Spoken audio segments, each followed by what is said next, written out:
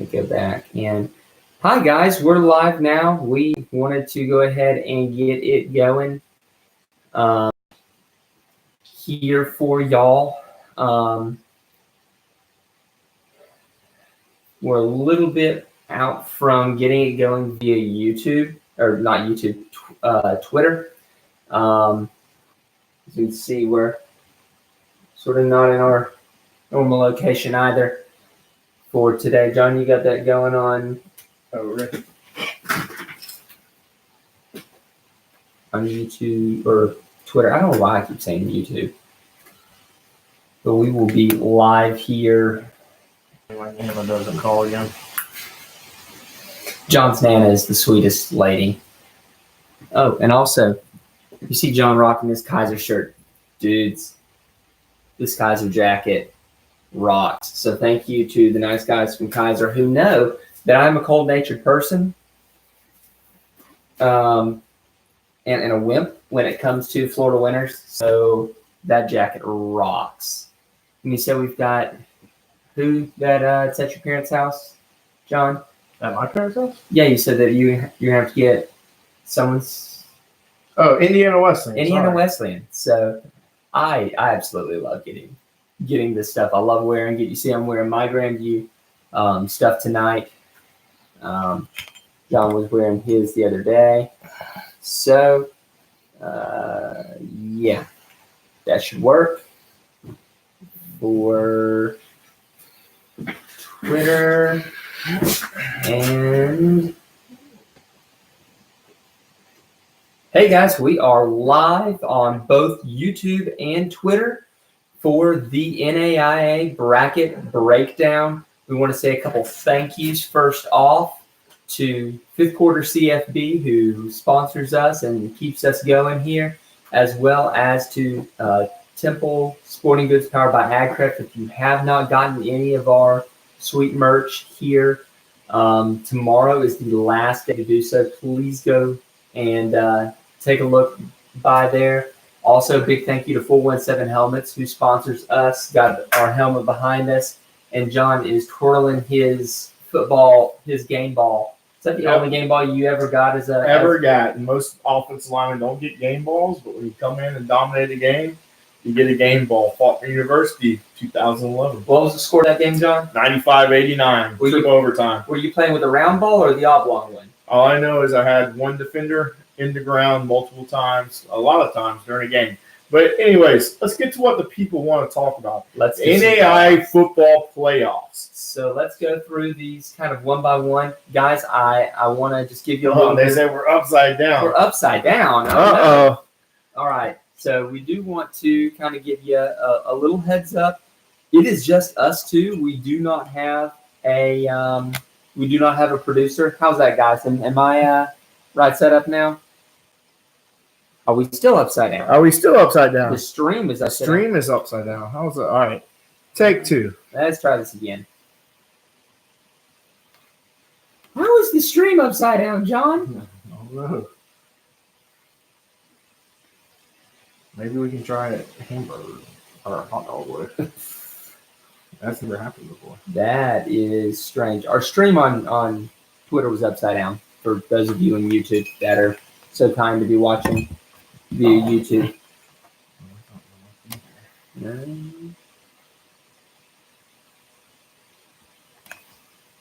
try it again, shall we?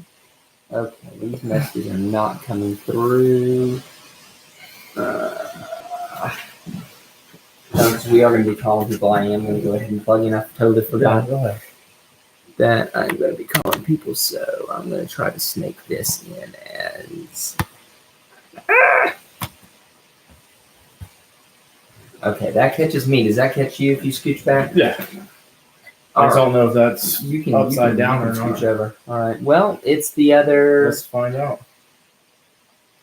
All right. So let's try this again for Twitter. Twitter folks, if you can tell us if... Yeah, tell us if we're upside down or not. I would really like to get that right. So before we begin, if we get somebody in the comments, tell us if we're upside down or what. Much better. Yes. Rude. Thank you. All right, so before we go ahead and launch into this, I'm going to go ahead and say It is just us two. There's no producer, but we want to make this live show, this bracket breakdown, as good as possible. We have friends that are going to join us live from all around the country, all the way from Oklahoma or Texas to Kentucky. Arizona to Kentucky. We have friends that are going to join us and talk these teams and tell you what to expect in the first weekend of playoff football. And hey, guys, we got 2 playoff team shirts right now. I have the Seahawk Fast Kaiser Polo, the Grandview shirt. We appreciate those teams reaching out to us and giving us some clothes. I have to go to my local Goodwill, so I appreciate you guys. We had a ton of other teams throughout the year, U-Pike, Reinhardt, Faulkner, Indiana, Wesleyan, Weber. We appreciate all the programs that send us stuff. That makes it what we're worth doing. I mean, it's for the kids. We do it for that main reason, but, this perks are pretty nice right here. That's one of the reasons I coach football, Corey, is I get clothed every year. Just the good stuff. That's right. So let's not waste time.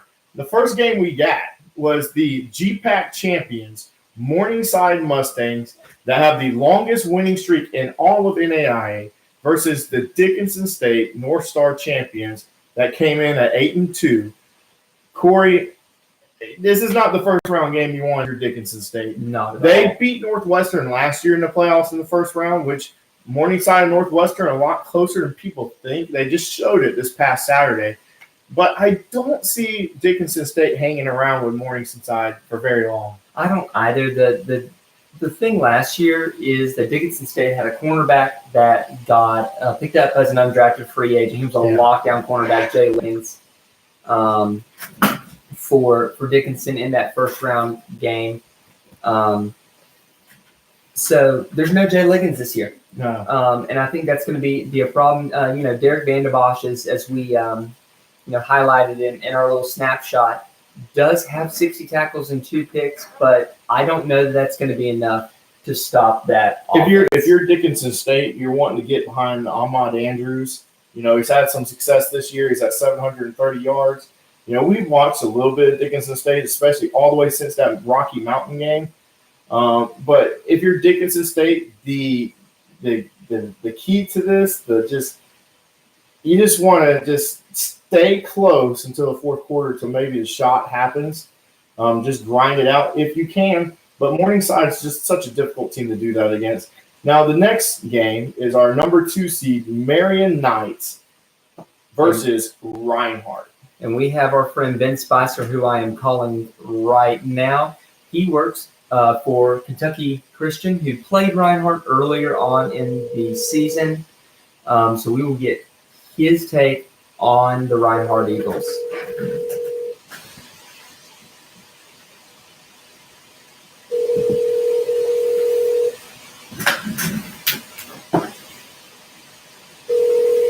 Joys of being live. Ben might not be on the line. Well, while Ben's waiting, we have Reinhardt, who has kind of had an underwhelming season. They played in the weakest division in the Mid-South with the Appalachian Conference, or the Appalachian Division. I would say their toughest divisional game was St. Andrews, which is a second-year program, Corey. Reinhardt has a lot to prove. You got a team over there that's fuming in the Mid-South, Southeastern, that thinks they deserve that bid over Reinhardt. And some people have problems with the automatic bids, especially with the divisional winners. But, I wouldn't want Coach Miller, to be my first-round opponent. No. Especially as somebody like Marion, who is such a high-rated seed, which I don't think Marion's going to have any problem with Reinhardt. I think it's going to be a 3-4 score win for them. But Reinhardt's kind of a tricky team because they are so physical. They have the ability to grind it out. But lucky for Marion, that works well into their favor because they're a physical team as well. I agree. I think really the big difference in these two teams is the fact that, both love to run the ball, but Ethan Darter can and will throw the ball if he's asked to. Right, absolutely. And I think it comes down to if Darter's efficient enough and he just takes care of the ball, I think Marion can go far away in this playoffs and maybe reach Grambling. But let's go ahead and get to that third game for you. You got your third national seed, Kansas Wesleyan. This is a big one. If you're a Coyote fan, you're wanting this Baker matchup. Oh, yeah. You're all over Twitter. Let me plug the phone in, keep our power. You're all over Twitter wanting that respect. Well, how do you get it with beating the in-state opponent that's not in your conference? Baker is in the Heart, and they won the Heart South. So, if you want respect, Kansas Wesleyan, go out and do it against Baker. You've got to, and I'm going to pronounce this just to make sure that we do it right. Quarterback Johnny Photo. Yeah, Johnny Photo. We're going to get that one right. 43 touchdown passes this season. I know you play in the KCAC, but it's hard to do on air. Yeah. It really is. And then Shaq Bradford, for him, a little bit of an off season, only had 18 sacks. Only 18 There's sacks. A lot of teams that don't get the 18 sacks. Right. So, again, yeah, if you're Kansas Wesleyan, you want to go out and win this thing and win it convincingly. Do you think they're going to beat down Baker with J.D. Woods and Marco Aguinaldo? I think the big thing for Kansas Wesleyan, you just got to be true to who you are, and they are get it out into your athletes on offense. They're a high-scoring team. They can be a juggernaut on offense. We saw last year against Benedictine in the playoffs late that they had success getting it out there to their athletes. The question is, can the defense bow up against Baker? Baker doesn't necessarily have the firepower consistently to put up high-scoring games, so we'll see who can pace who. I think that's the big thing there. Yeah, definitely. I think we didn't go over who we thought Marion. I think Marion's going to win that. Yeah, I got Marion, and then I have Baker winning Kansas Wesleyan. I think that Baker, just their front seven, is going to cause a lot of problems for Kansas Wesleyan. And when you're relying more on a vertical passing game to have success, because I don't think they're going to get it out into the perimeter or be able to run the ball as much, I think Baker's going to win that game. I think that number 11 defense for Baker is a truer number. And let's not forget, Baker beat a number 3 seed last year in the playoffs with Bethel in the first round. Yeah, I think that's going to be an upset there. Grandview Concordia really that was a really good one. Now I have Grandview going very far. I think that the best two teams, the hottest teams right now in NAIA is Morningside and Grandview. Grandview has the best defense in all of NAIA, just my opinion, from what I've watched. I think Concordia is going to struggle running the ball. You have Joe Woodley over there, first-year head coach for Grandview. He preaches toughness, physicalness, and they are very sound in run gap control. Luckily for us, Corey, we got to watch a lot of Grandview games on ESPN3, and they only struggled one time this year, and that was to Evangel. And I think if they played Evangel, yesterday, they would have dominated Evangel. They are on a hot streak right now. Yeah, Concordia's going to try to run the ball. They've been a second-half team all year. I think that Grandview's defense is going to stop that run game. I'm excited to see the matchup between Coach Schumacher and Coach Woodley. It's going to be a good one. At this point in the season, guys, it comes down to three things. Offense is not one of them. Yep. It's great defense, great special teams, and great coaching. Yep. So in our next matchup, we have College of Idaho and Ottawa. I'm going to go ahead and call a couple folks off of the visitors, Ottawa, on there. Well, while you do that, let's talk about College of Idaho a little bit. They have the second longest winning streak. Right now, they are at a 15-game winning streak after going 10-0 this year. They started out 0-5 last season, and they have so many returners back. So let's go ahead and, I think we got our guys on the phone right here. Got one of them. I got to get. Okay, well, then I'll keep talking about College of Idaho. I'm going to add in Vince here. Okay, we got Darius James Peterson. That is the helm for College of Idaho. He is probably the best dual threat quarterback in all the NAIA. He's able to run it, pass it. He has over 500 yards rushing. He's efficient through the air. Teams have a big trouble, and this is one thing the Spirit's going to have to figure out with their defensive ends, with the read option. Corey, are they going to take quarterback or are they going to take running back? Because Peterson's made a lot of teams pay this year out in the frontier. Really has. Hey, Vince, this is Corey. Let me go ahead and merge you in with James Latz here. All right, man. All right, so to talk a little bit about Ottawa and their team, we have James Lex from Champion Sports, and we have Vince out of the JV Sports Show out of Phoenix, Arizona. How are you guys doing tonight? Well, awesome, man. So talk to me a little bit. Some of our viewers might not have gotten to see Ottawa a whole lot. But tell us a little bit about who this Ottawa team is. Sure. Well, what I would have told you up through probably midway through the season is that this team kind of started and finished with one guy, and that guy is Austin McCullough, the quarterback, who was the preseason Offensive Player of the Year in the Sooner Athletic Conference, and we're waiting, for how all that shakes out here postseason. But that hasn't been the case the last few weeks. The defense has actually carried the day for these guys, and they've had some key injuries on the offense. Starting with beginning of the season, they lost a couple of running backs. So some other guys have taken up the slack in the backfield. Most notably Christopher Ewens, who has really carried the load. But Austin struggled off and on the last couple of weeks, and defense has stepped up. They haven't scored as many points as they have through midseason, but it's been an interesting ride for them. It's their second year of football, and there's a lot of excitement in the community for what they've done. Obviously, there's been some scrutiny nationally.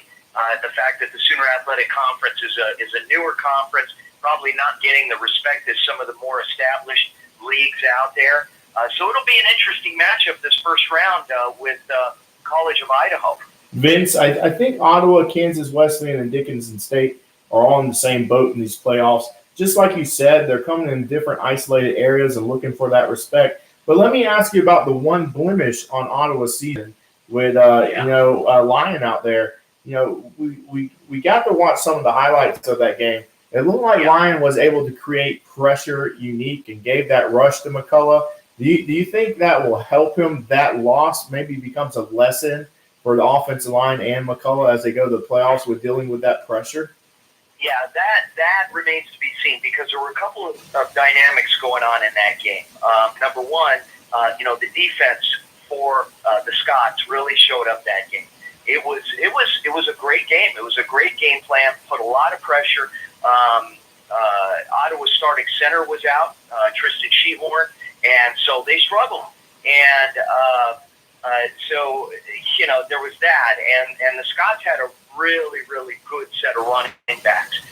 Their names escape me right now. If I were to look on the roster, I could find it, but they came in, they ran the ball really well. They kept the offense off the field. That was probably the number one key is that Ottawa got a couple of touchdowns, got spotted to them early. They led that game 14-3, and then Lion just did a really good job of controlling the clock with the running game, keeping things going while they didn't score a whole mess of points. They did just enough to win the game, and they won that game 18-14. So it was a combination of those two things. But since then, Ottawa has learned to kind of take up the slack a little more with their own defense in helping out their offense with some of the deficiencies that they've had late in the season, particularly with their passing game not getting on track as they did early in the year. So I think it's a better team now. They're a more well-rounded team because of the fact that you've had different role players that have stepped up that maybe weren't counted on as much early in the season to really get it done. So you're going to see a different team this time around. Now, are they going to see, have they seen a team like what they're going to be facing in Caldwell, Idaho? I don't think so. You're facing a 10-0 team that's ranked number 5 in the country. I'm looking through their schedule. Haven't had a lot of time to do a lot of homework on these guys, but they played each conference opponent twice this year. Maybe had their number each time, and obviously we're undefeated. So it'll be interesting to see, how things shake out and the strengths and maybe the deficiencies of each team and how they match up there. James, if you are Coach Mike Nesbitt, how are you attacking this College of Idaho team? Well, many of the reasons Vince just brought up, it all starts with the defense. This is an offensive, high-power offense in Ottawa, but the defense is really going to be the key. I'll also say this: if you look at this last game they're coming off of from yesterday, they played an 0-10 SAGU team that's number 16 in the country in defense. That is still 0-10, but next week they're College of Idaho with the number 17 defense. So they basically got a warm-up game yesterday for this College of Idaho team. They got to travel. They went through the whole thing, and they got to see what a top 20 defense is going to do to them. And I think that's going to be huge, getting a look at the film on that. That being said, you got to slow down. I don't know how you're going to slow down College of Idaho, especially on their rushing. Hey, I mean, they're just a classic good old football, traditional football team, right? Pound the run and stop the run, right? Right. Number 5 in rushing offensive defense. Yeah. And having seen Christopher Ewins, that running back for Ottawa yesterday, I can tell you he is going to cause problems that maybe is going to surprise College of Idaho. I have to see him in person. He runs very well. He was a big part of the offense yesterday, and I think that's going to be part of their key. Is they have to see that running defense from Idaho, and then from there, I think they got to really hang in there in the fourth quarter and try to come away with something. College of Idaho strong, but it's going to all be from stopping that rushing attack from Idaho, and on the defensive end, I think it actually really starts from right there. All right. Well, before we move on from this game, guys, just real quick, Vince, we'll start with you first. Just give us a prediction of who you think's going to win the game and what's the score. We're going to put you on the spot, man. Okay. Well, I'll say this again. This is going to be the best team that Ottawa's faced all year. And as I said a few minutes ago, I mean, Lyon with the rushing attack really came at him, and that the fact that they were able to keep the Spirit offense off the field, obviously caused them to come away with the loss, their only loss of the season. Now, I say that, but 2 weeks before, Ottawa faced the best running back in the league, hands down, in a guy named Tim Winfield out of Langston, and they neutralized him to the extent where this kid's used to getting more than 200 yards a game average. They got him down to about 130, and most of his damage was in the first half. Once they figured out a way to attack him and shut him down, he was limited to less than 30 yards the rest of the second half. So, yeah, walking away with the prediction. Well, in terms of the travel issue, Ottawa travels well. They do travel well, and because they only have one conference team in the state of Arizona. Everybody else is either in Arkansas, Oklahoma, Texas.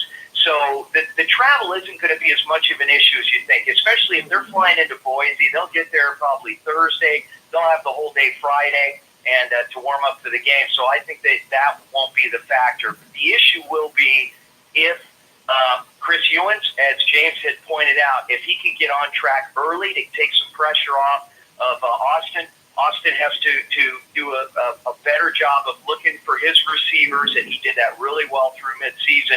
Can't always throw to the isolated guy. He's got to mix it up a little bit, throw into a little more zone, and he should be good. Obviously, the defense has to step up. It would be foolish of me to bet against the Spirit, but if this is the toughest game or toughest team on their schedule, they have to play flawless in order to come away with a victory, and it's going to be a close game. And that's the other thing that's unfamiliar territory for this Spirit team. They're not used to, playing close games. Yeah, yesterday was pretty close through most of it, and then they ended up opening it up late in the game. So, that remains to be seen. If it's close, I don't know. But if they can get the jump on them early, get a couple of touchdowns early on, and really affect the psyche and confidence of College of Idaho, then they should be able to come back with a win. Well, thank you for that, Vince. What about you, James? Go ahead. Give us your prediction of what's going to happen. I think Ottawa's going to get out to an early lead maybe in the first quarter, and then they're going to be fighting to protect it all game. The College of Idaho team, as I look back at the history, they're not a St. Francis or a Morningside that has this long, decade-long track record. They're kind of new to this playoffs as well. And I think Ottawa's going to come in, maybe surprise them, maybe get a quick pass or something that, break for 60, 70 yards. Ottawa goes up, 14-0 in the first quarter. But then I think the game will then begin, and we'll see these teams pound it out on the ground and try to open up something through the air. I'm going to be curious how the weather's going to impact this game. It's not supposed to snow, but it will be cold. Let's see if that should favor College of Idaho. Overall, though, I think COI is a better team, and I think they're going to come away with a victory here at the end. But I think if Ottawa's going to win this, they've got to really jump out, kind of the way Baylor did last night against Oklahoma. But they got to hang on. But they've got to get that big, at least a 2-touchdown lead. But if they can get 3 touchdowns and then protect and then just run the ball through you and drain the clock, I think that's the strategy for Ottawa. Well, guys, we appreciate your time, and we will hopefully be talking to y'all again next week. If Ottawa comes through the victory, I think we'll be wanting to get back in touch with y'all again and talk about the game next week. So we appreciate you guys, and we'll talk at you later. All right. Thank you, guys. We appreciate the guys from the JV Sports Show, and then James Lex, the Champion Sports Network, always coming with us. Now, Corey, we're going to get to our predictions at the end of it, so we'll continue on. If you couldn't hear it or anything, all you need to know is College of Idaho, there's James Peterson, dual threat quarterback, very impressive, read option type guy, can throw on the run. The Frontier has been a test for College of Idaho at some time, but they come out flawless through it. Ottawa, Arizona, they have one blemish on the season, lost a line at Arkansas. So, I think it's going to be a really interesting game. I know who I have winning. I don't think it's going to go with what those guys said. But anyways, Corey, let's get to the next matchup. Well, before we do that, we've got Jason Walker to talk a little bit about College of Idaho. Jason, how you doing? I'm doing well. Hello from Montana. Howdy. All right, so we talked about the Frontier, and you cover Carroll College, who has a long storied tradition of college football. Talk to me a little bit, real quick, about College of Idaho. College of Idaho is in its 6th year after coming back from dormancy of 37 years. They're actually in their 7th year total. They had a 0 year, which is great because it allowed guys to come on campus, get to practice with the coaching staff, and before they actually played games. This is a team that's won 15 consecutive games going back to last year, and a team that could easily be, could have been in the playoffs last year after starting. Actually, they've won 16 straight games, I beg your pardon. They've won 6 last year and 10 this year, but this is their 3rd ever postseason appearance, and they are loaded. This is a team that I've been waiting for, and I've been watching for the last 5-6 years to take this step, and they finally have done it. Mike Moravsky, as a head coach, has done a fantastic job in 6 years. This is the only NAIA quarterback or only NAIA coach that, as a quarterback, team touchdown passes Jerry Rice in the NFL. Wow, I did not know that. Tidbit knowledge. Thank you. That's absolutely awesome. We're going to tweet that out and give you all the credit for that. Yeah, he was a backup to Joe Montana with the 49ers. Delta spent some Wow. time in Atlanta, but back to this team. They're second in the Frontier in scoring, almost 38 points a game. They have the number 1 scoring defense. They allowed 17 all year per game. Number 1 offense, number 1 rush offense. The team is second in total defense. And that's just as the team. I mean, when you throw in the fact that they only gave up 3.9 sacks per game, or averaged 3.9 sacks per game. They averaged got 39, I beg your pardon. But they only gave up 11.5. So that offensive line is really good. That defensive line is so strong. And number 1 rush offense in the Frontier, 258 yards per game. And then individually, this is a team that's built around their quarterback. There is James Peterson, the 4-year starter, the senior, almost 2,100 yards passing, just 5 interceptions, 17 touchdowns. But he is the heart and soul of this Yotes team that relies a lot on the rush with Nick Calzaretta, 107 yards a game. this is just, they're so balanced and so well structured.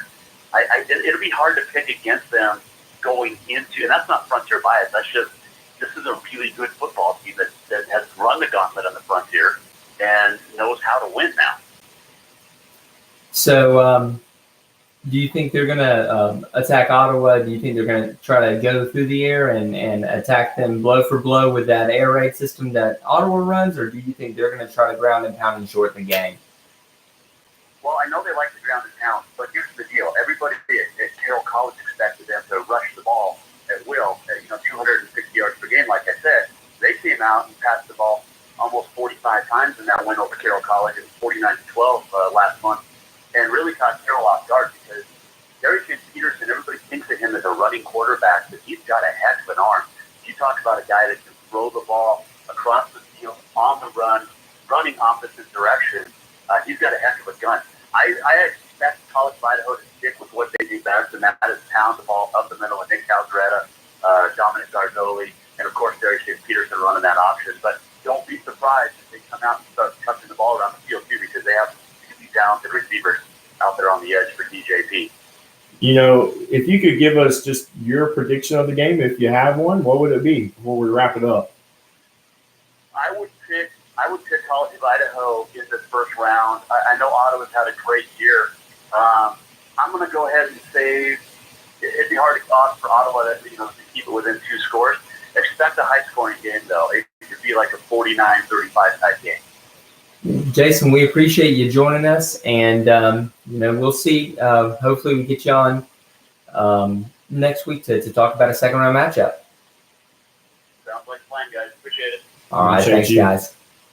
Now, our next round, I think this is one of the most intriguing to me, Corey. Yeah. That Lindsey Wilson of the Mid-South hosting St. Francis, who were the 2016, 2017 national champions. 2 great coaches going out, Hall of Famer or future Hall of Famer, Coach Donnelly at St. Francis. He is a Hall of Famer. Excuse me. Coach Donnelly, don't beat me up. Coach Oliver at Lindsey Wilson, who's in his 10th year, that started the program at Lindsey Wilson. He has them undefeated, unblemished. We talk about first-round games you don't want. Yes, St. Francis has struggled a lot this year, but that's one of the games I wouldn't want. But here's the thing, Corey. I think Lindsey Wilson, the Blue Raiders, are going to be absolutely stoked to know they get St. Francis in the first round. Not only do I think St. Francis is vulnerable right now in certain areas, I think they have a slow-paced offense a little bit that relies on a lot of efficiency and pick and choose. But, I think Lindsey Wilson could really take advantage of it. And the great thing about both teams is they're both battle-tested. Lindsey Wilson's had a couple great games. They ended up with a big win over Cumberland's, which, could make a deep run themselves, the Patriots. They snuck out of there with a win. And then you got St. Francis that comes from that tough Mid-States Football Association, Mid-East. I think the key of the game is, can St. Francis handle it? Can they handle the firepower of Lindsey Wilson? And also, guys, tell us if we still have volume. Need to know in the comments if we do not. Yeah, so for me, I really think that if you're Lindsey Wilson, you don't really – you maybe don't like the fact that you've got a first-round matchup with St. Francis, but it's at your place. You know good and well how hard it is to play in in St. Francis's backyard. Well, and Corey, here's the thing I'll say is that, St. Francis has had success with Mid-South teams before. I mean, I personally witnessed it, in 2013. St. Francis defeated Reinhardt twice, once in the national championship, another in the playoff. So, this is a big measuring stick game for Lindsey Wilson to win. And, it's just going to be interesting. It's going to come on the shoulders of Cameron Dukes. It has all season, the quarterback, who really got his vertical passing game down last week. The last touchdown Lindsey Wilson scored was on like a 60-yard 9 route. But it's going to come to, can Matt Crable be efficient enough on offense and, not have any turnovers? Or can St. Francis really limit the firepower of Lindsey Wilson? I've got Lindsey Wilson in this game. It's going to be a tight one, but I think Dukes is efficient enough as a passer and is protective enough of the football to get it going. And I do think that Coach Oliver is going to, just as we've said all season long, I think he's going to use Cameron Dukes as a runner with 8 rushing touchdowns on the season. I think St. Francis is going to have trouble. We watched both teams a lot this year. St. Francis does a great job broadcasting on Twitter. Lindsey Wilson with their portal stretch. I think they're going to have a long time with that 3-3 defense that Lindsey Wilson runs. So we'll see. I think they're going to have a hard time with it. So to the loser of the Lindsey Wilson-Cumberland's matchup, Cumberland's gets sent down to West Palm Beach, Florida.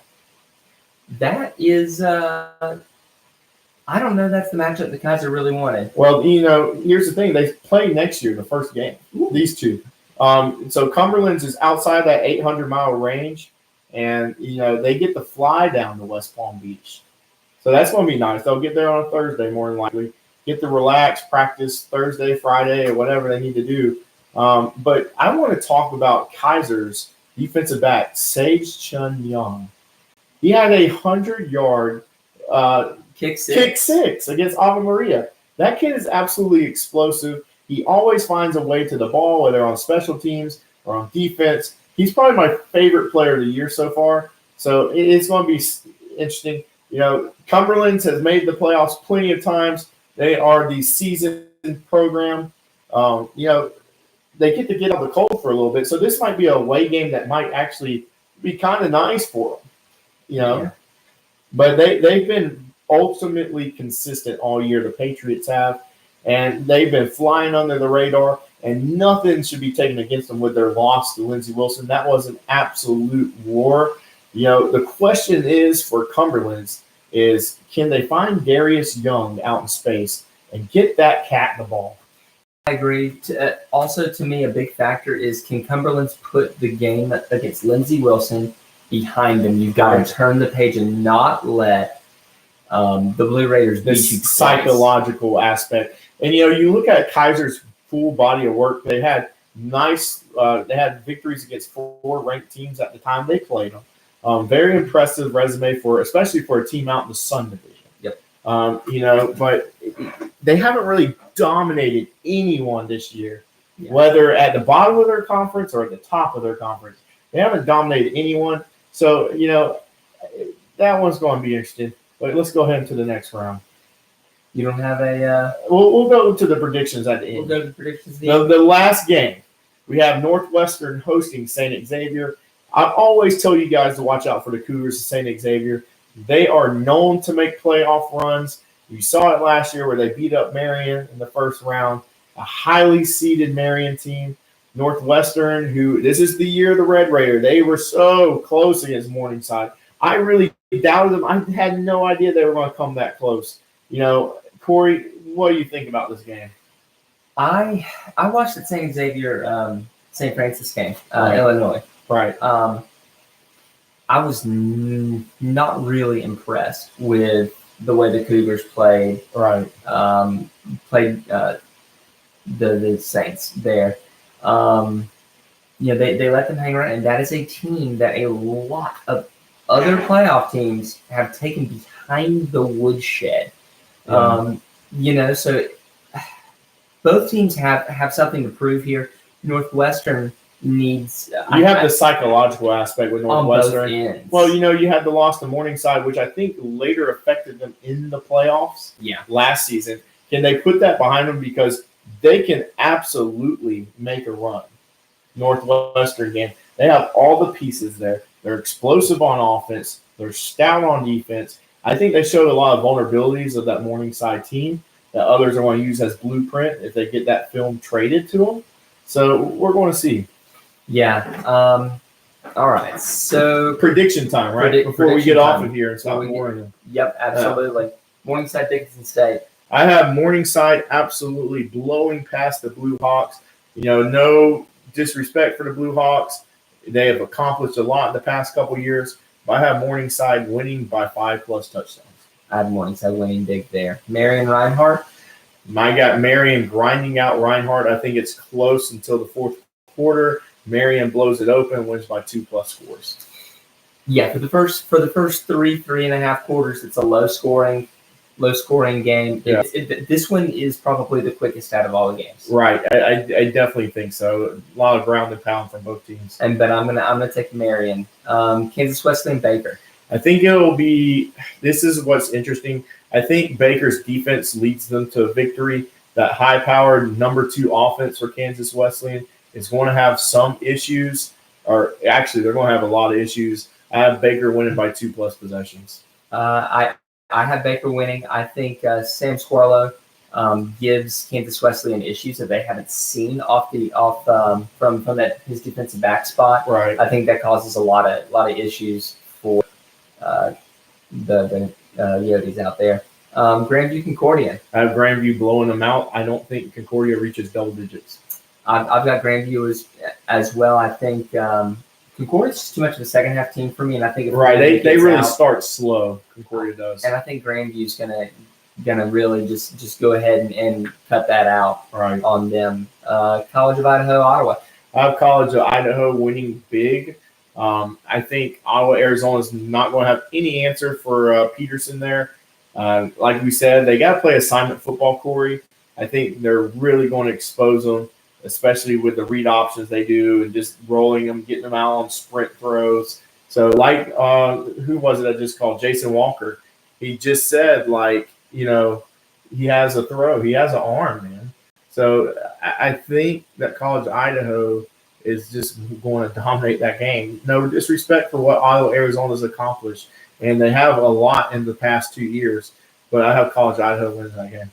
I have them winning too. I don't have it as big, but I do think that running game for College of Idaho is going to wear Ottawa, Arizona. I think it's going to be a new face of NAIA football coming soon, just not this year. Yeah, I think that the Sooner is changing hands. Right. Lindsey Wilson, St. Francis. I have Lindsey Wilson winning that game. I think it's going to be close for 4 quarters. Lindsey Wilson pulls out late. We talk about Coach Oliver relying on Cameron Dukes in the run game to get that extra blocker in. And, Lindsey Wilson is very unique with how they get pressure in that 3-3. You don't know where the pressure is coming from. They slant a lot. I think St. Francis is skated by a lot during the regular season, but don't take the Cougars lightly. It's Lindsey Wilson, though. Yeah, so I've got Lindsey as well on that. I think it's going to be another tight one. It's going to be a war. Right. Kaiser Cumberland's. Kaiser has my favorite player in the NAIA right now with the Say-Chin young guy. Absolutely explosive. This one's going to be an absolute war. And I went back and forth with myself. Who's going to win this game? Who's going to win it? Coach Sosha's done amazing things over there. But I have Cumberland's defense winning that game for him in a very tight game. Cumberland's has the experience in the playoffs. They know how to play a big game. Kaiser does have those top 25. Kaiser's battle tested, but it's different in the playoffs. You're hosting at home in front of your own fans. I think the jitters get to Kaiser a little bit. Right. That is hard. As a second-year program, you don't quite know what to expect. It's a new atmosphere, and, Cumberland's is the seasoned program. But I don't think Kaiser is going to back down at all. No. Not at all. It's going to be a physical game. But, for my favorite player in the NAIA right now, and the hottest new program, I have them just barely losing. I have Cumberland's in this one too. It's going to be close. I think Kaiser's going to prove themselves a little bit. Right. And our last game, Northwestern, St. Xavier. I have Northwestern absolute blowout. Yeah, I don't really care for St. Xavier defense. I don't think Northwestern's going to let what happened last year happen again this year. I think they're absolutely focused. You got Tyson over there at the quarterback position that can run, throw. He's Mr. Everything for Northwestern. I think they absolutely take off on St. Xavier, and they are hungry after that Morningside game. That's all I wanted this year was to finish undefeated while taking over the GPAC. But, you miss out on the small meal, which is the GPAC championship. Now you're going to that Thanksgiving meal, that big spread. You want that national championship trophy, and there's a chance that Northwestern can make a run. Yeah, we agreed on every pick this year. We did which not. is very rare. That is a rare. Now here, let's go ahead and get this out of the way, and we're going to document it. Who's your national championship pick? Who's your national champion? I'm going to wear it on my shirt.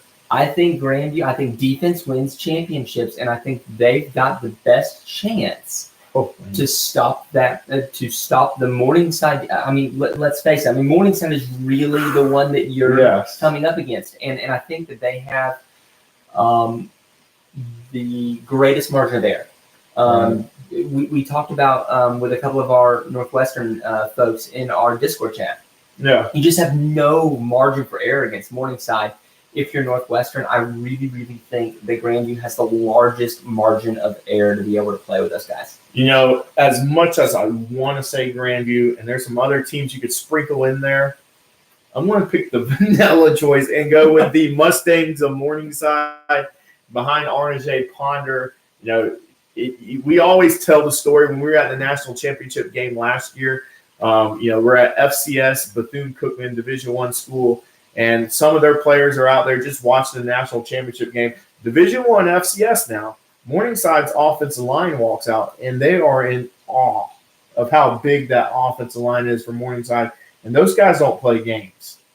And there's a culture at Morningside right now you do not want to mess with. The best culture in college football right now.